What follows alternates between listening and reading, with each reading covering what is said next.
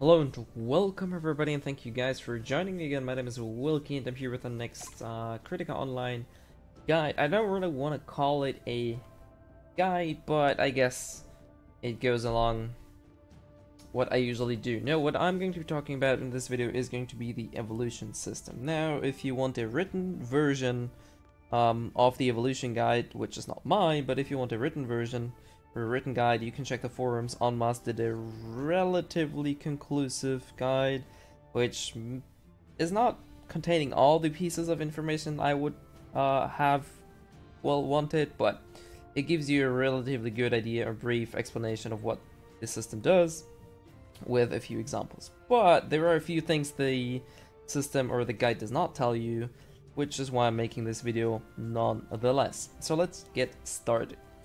First of all, what the evolution system actually is. It allows you to evolve your items into the next tier. So right now we basically have 3 tiers of endgame items. Tier 7 being the old Starhenge items, which can both be dropped, which both drop in the dungeons from bosses or sub-bosses, or you can craft at the Master Crafter for hero keystones and fine cloth, or depending on the item you need other stuff.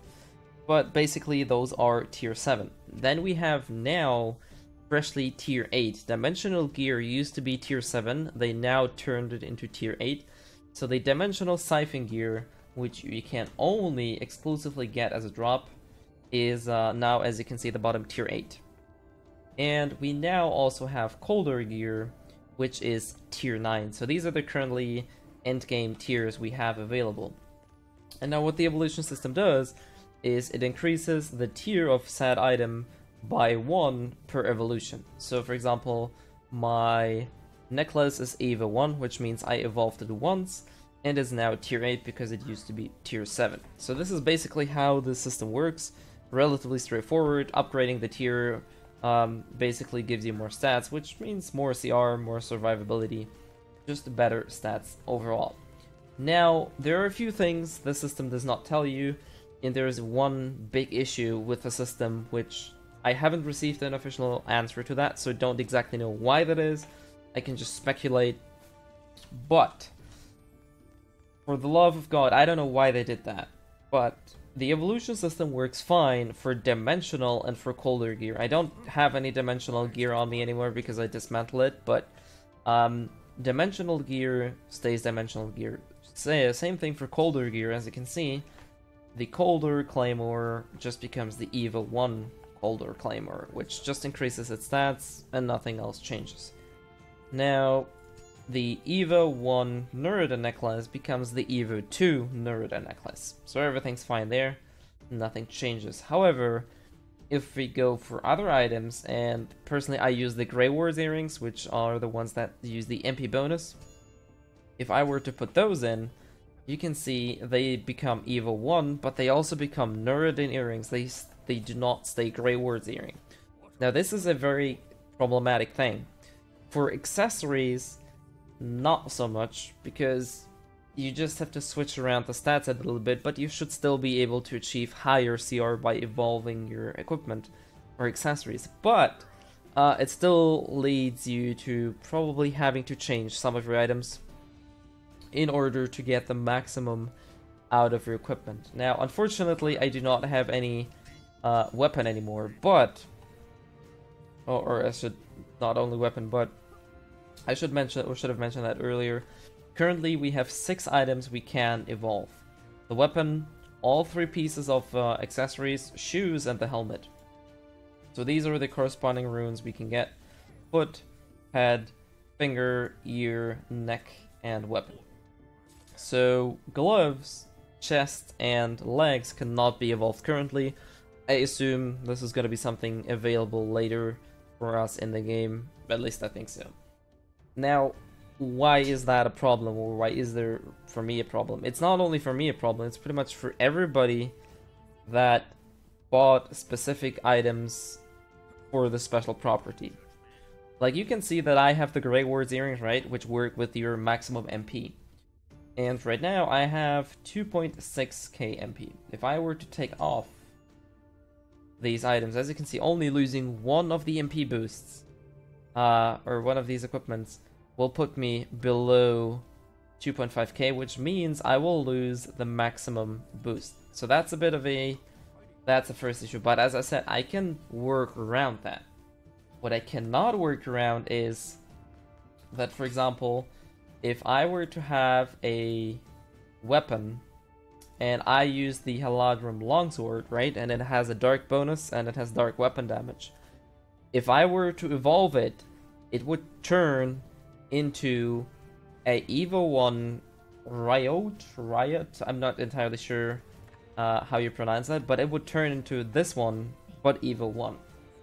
And now, as you can see, this one has fire damage, and it has a chance to increase my fire bonus, which, as a Doomblade, is absolutely garbage for me. And this is a common problem. We don't, as I said, I have no official information as to why that is, or if there's any patch or anything in the future that might change it. Right now, the evolution system works fine. As I said, for Dimensional and Coldor, they stay the same. Starhenge items do not stay the same unless they are already that piece of equipment. So for example, if I didn't have the Grey Ward's earrings, but Nuradin, it would just get Evo 1. Same goes for my gloves. If gloves I cannot evolve, unfortunately, but if I would have Haladrim or something else, it would turn into Riot. That's just the evolution path they've given us with the current system. Personally, I don't know why that is. It's a bit it's weird because it forces people to not only change their equipment, but for some people it's downright bad to evolve their equipment right now. Because some people, as I said, as a Doomblade, I have no use for fire damage. It's useless for me because I have nothing that deals fire damage except my auto attacks would deal fire damage, and I'm like, that's pointless. So I personally don't understand why that is, really, and it's just really it's a strange thing. So basically, if I were to give you a recommendation in regards to the evolution system, is evolving your accessories is a good thing. Like, sure, you may have to change around your gear for something, but evolving your accessories is a good thing. Evolving your weapon, your shoes, or your helmet is highly depending, and I say highly depending, on your current status, like on your current stat build, item build, as well as what your class is using. For example, if you use a charm anyway to get yourself into a specific element, it's not that much of an issue. But if you are, for example, Fire Lord or Frostmage or Doomblade, like we have only one element, we don't actually need an elemental charm in our weapon. So we can use any other stat. For those classes, it might be a bit of an issue, but it's still circumventable. For other classes, though, it might completely overthrow your stat build. Let's just assume the Zerk went for dark damage. Let's just make this assumption. A Berserker went for dark damage and went for the Haladrim Longsword Claimer, whatever. Anything with a Haladrim has the dark bonus on it, right? So he fixed all of his charms on dark damage, all of his gems on dark damage, and potentially all of his appraisals, if he has any elemental appraisals, onto dark. Now if he's about to evolve his weapon, it's gonna be an Evo 1 Riot whatever sword, but it's gonna get him fire damage, and the innate dark damage is gonna be gone. So all his skills now will deal fire damage, but everything else he built on was dark. So you see the problem that with the current evolution system, certain evolutions are downright bad because they're going to be a downgrade, not an upgrade. So please, whenever you evolve, make sure, and this only applies to Starhenge equipment, that the future item, and you can preview it, so that's a good thing. All you have to do is put that item in and it'll show you exactly what stats are going to be changing, and what else is going to change. Just make sure and double or triple check the item that you'll get, so that it's actually useful for you and it's not going to completely destroy your item build, and that you have to patch everything up later on. The other issue I have with the evolution system is the heavy price of keystones for Starhunter equipment, and for colder equipment, the ghost shards, which are even harder to get. Now, Musk stated somewhere in the past that they basically want new gear, new equipment every 4 weeks. If that's the case, not even super active players will ever reach max gear at the current state. I'm not sure if that's their goal or what their actual plan is. It might be their plan that we simply never reach like a stable point where we actually don't have to improve gear. Maybe that's what they want to do. I don't really know, but it is what it is. But generally I can say the evolution system is a pretty decent system to allow us to increase our CR, and what I really like about it is that unlike gems or enhancement transfer, everything's going to be remaining on the weapon. So for example, if you take a look, my appraisals are going to be the same, my charm is going to be the same, this is probably the biggest thing, and also my gems are going to remain the same. So this is really cool, I really like the feature for that.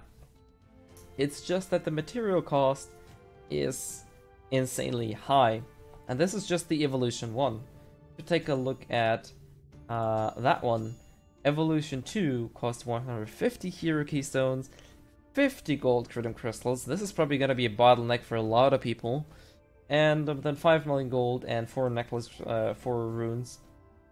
Which the runes I don't think are that much of an issue, but the Kritika crystals and the keystones, these are gonna be hard to get.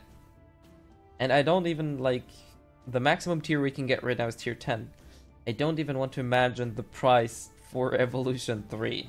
So there are a few things that are just, I personally don't understand them if they were really that well thought out or something.